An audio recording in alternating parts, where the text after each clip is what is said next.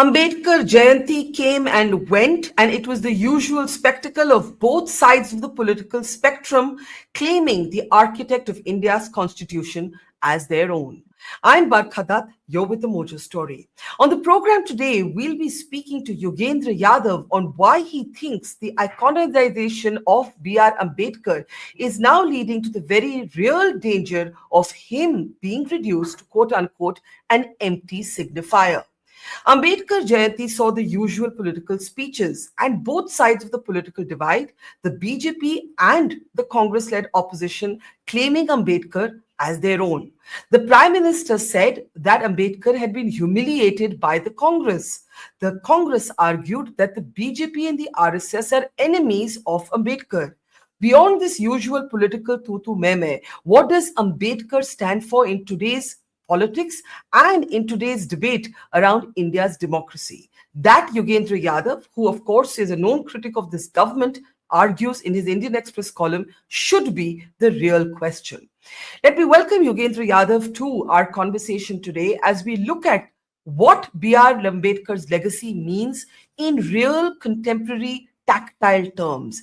Yogendra ji, it's very interesting. Your column actually talks about the danger that as lip service is paid to Ambedkar, and it is by all sides of the political spectrum, there is a danger of treating him like a lafafa, an envelope in which you can insert anything that you please. What concerns you the most? You know, this Ambedkar Jayanti, we have seen the usual trading of barbs between the opposition and the government. Both sides accuse each other of betraying Ambedkar. How do you see this debate, and what are the perils of, as you say, Ambedkar becoming an empty signifier? Thanks, Barkha. In fact, this time it was more than usual because of the Lok Sabha election result and the suspicion that actually this man could matter in electoral politics is valuable. Uh, Now, you and I are old enough to remember, when I was a student in 1981 in JNU, we had a course called Modern Indian Political Thought. And would you believe it? Ambedkar did not figure in that course. He was not among the 10 or 15 thinkers that were taught. 1987, when I first went to a BAMSEF meeting, I remember how completely ostracized this line of thinking was in society in general. अच्छा आप ये काम करते हैं, अच्छा उन लोगों की मीटिंग में जाते हैं. That was the sense. Things started changing in 1989 with Ambedkar's centenary year. And look at where we've reached. Everyone wants to own Ambedkar. Everyone is true to him.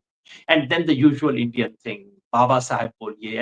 As it happens with Shivaji in Maharashtra, just saying Shivaji Maharaj is not enough. You have to add 10 more prefixes to his name. All this stuff begins. Now, you could say, all right, the man finally got his due. Because frankly, from across the ideological and political spectrum, Ambedkar did not get his due when he was alive. That's a fact of history. So you could say, all right, finally he gets his due. But take another look at it. Is this iconization of Ambedkar, in some ways deification of Ambedkar, is that something which is doing good to his political and ideological legacy? Now, I must underline that this is not just Ambedkar to whom we are doing it. We've done it to every other of our national heroes. We did it to Mahatma Gandhi. Gandhi has reached to such a level that in the name of Gandhi, you can do anything. You can have a fashion parade. You can use that. So Gandhi has been reduced to his chashma. Bhagat Singh has been reduced to his hat. And Baba Sahib is now sought to be reduced to his blue suit and the copy of the Constitution. The difficulty with all this is that we detach, once this deification begins, we detach the man from his ideas, man or woman from their own original idea. Ambedkar was someone who was very difficult to swallow. The ruling class of India did not like him one bit.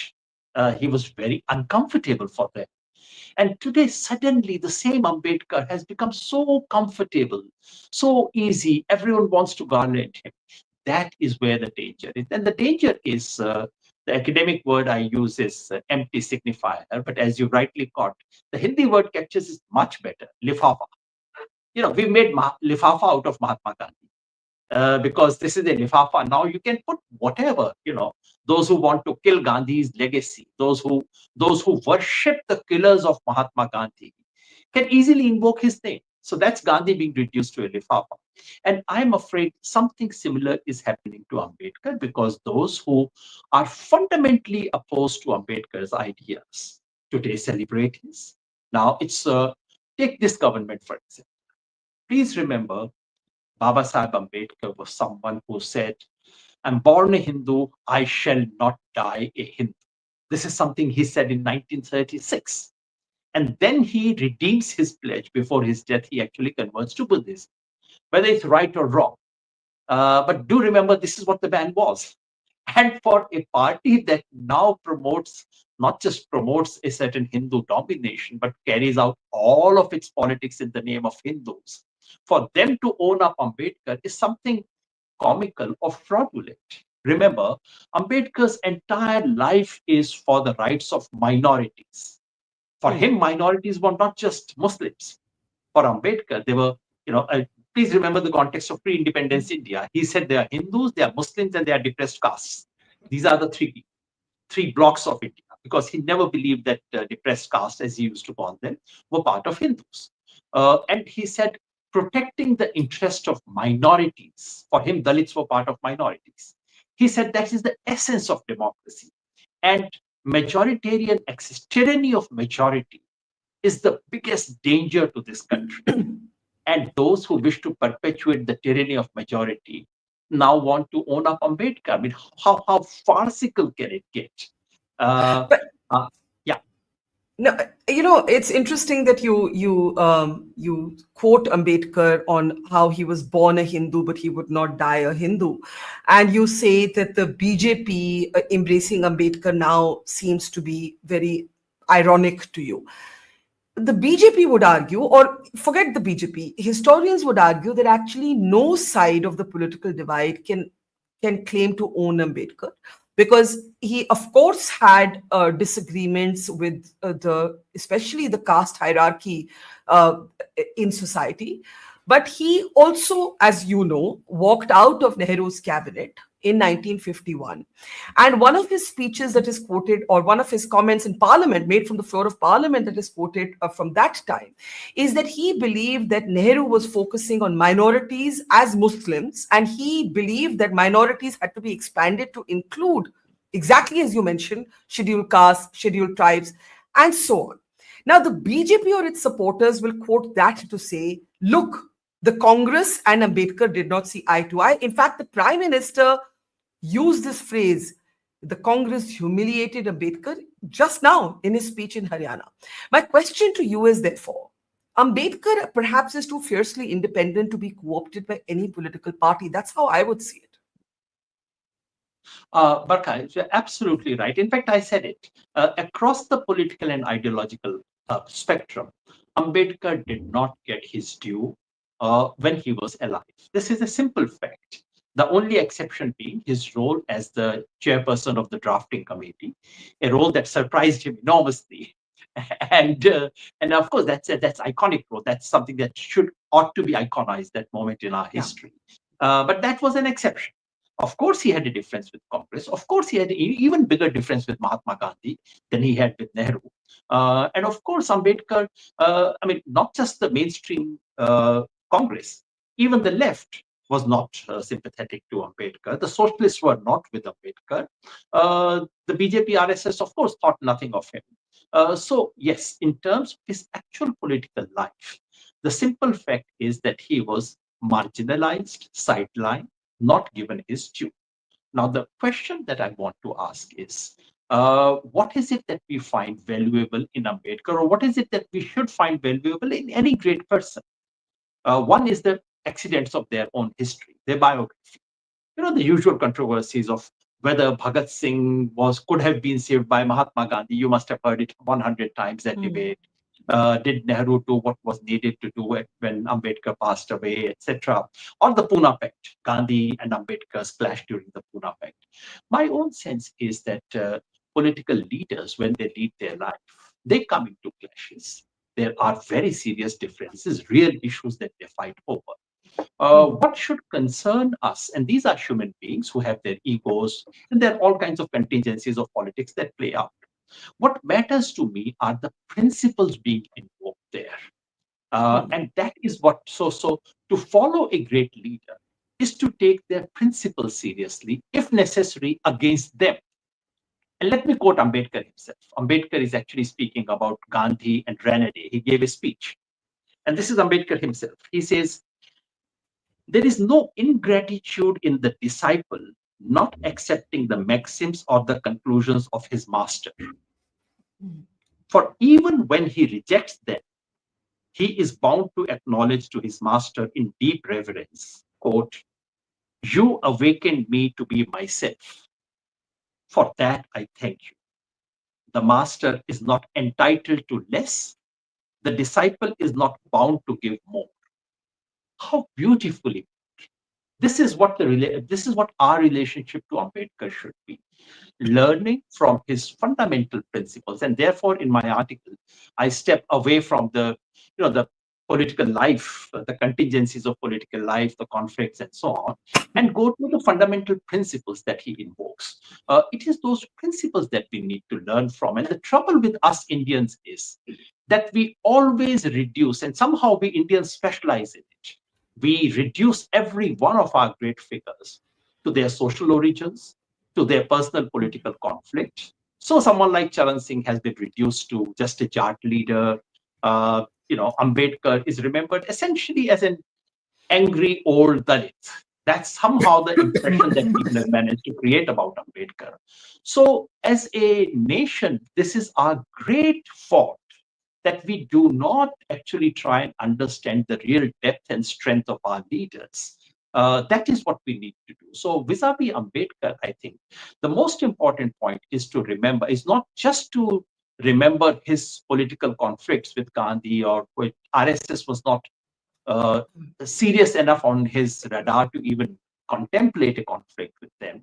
The important thing is then to remember the fundamental beliefs. There's so much of celebration of Bhagat Singh today, just like Ambedkar. No one conflicts with Bhagat Singh, but no one wants to remember that Bhagat Singh was an atheist, was a communist, was a leftist, was against religion. We don't want to really remember that. Now, important thing to my mind, if we want to invoke Ambedkar today, is not so much his personal biographical conflicts, but the principles he invoked, advanced in order to take the positions that he did. And if we take those positions very seriously, I have absolutely no doubt that the ideology that is being imposed on this country today is something Ambedkar would have or should have stood up against, the main brunt of his theory. And I postulate in my article that Ambedkar should be seen as a theorist of democracy. If we see him as a theorist of democracy, and I'll say why this should be the case, there's absolutely no doubt that he would have questioned, stood against, and his principles invite us to oppose the assault on constitutional democracy that is taking place in our country today.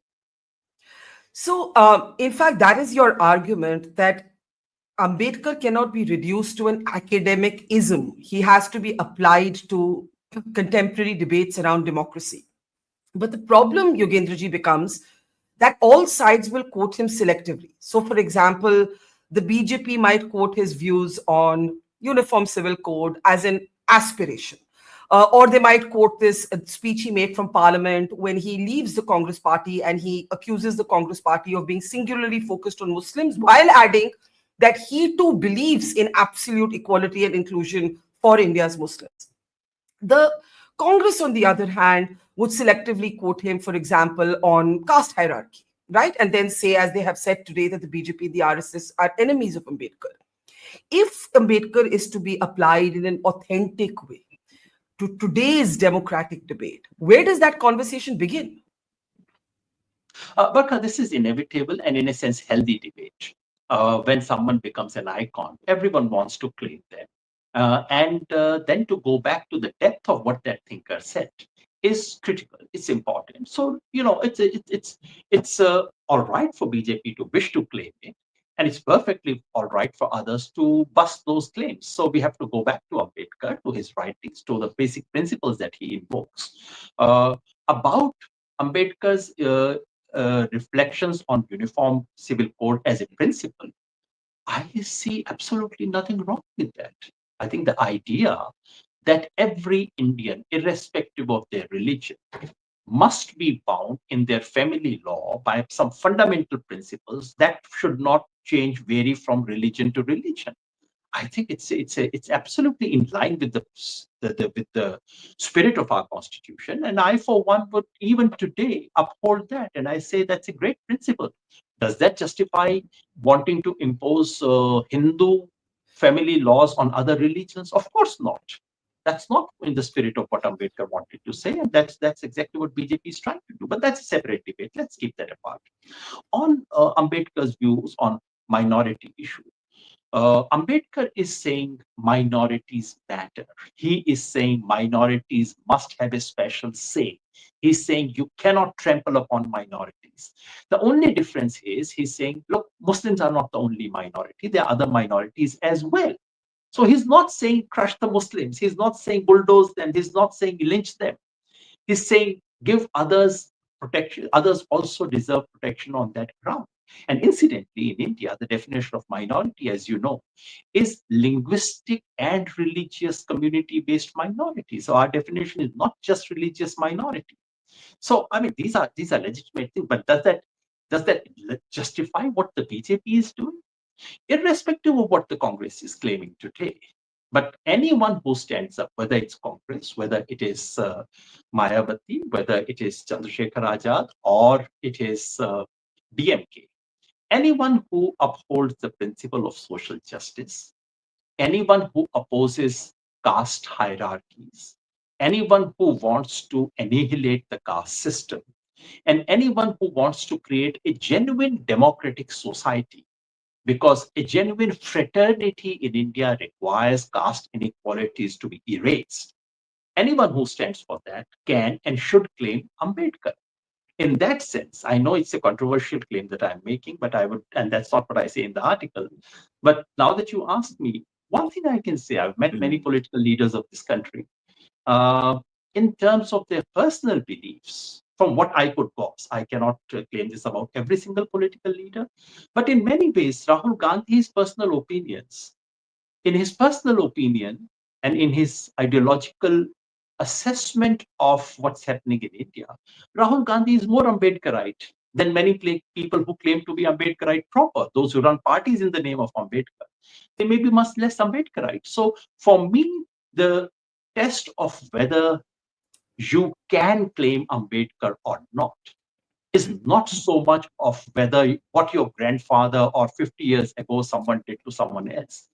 The litmus test is, what do you stand for today? And does that align with the central understanding that Ambedkar had passed on to us?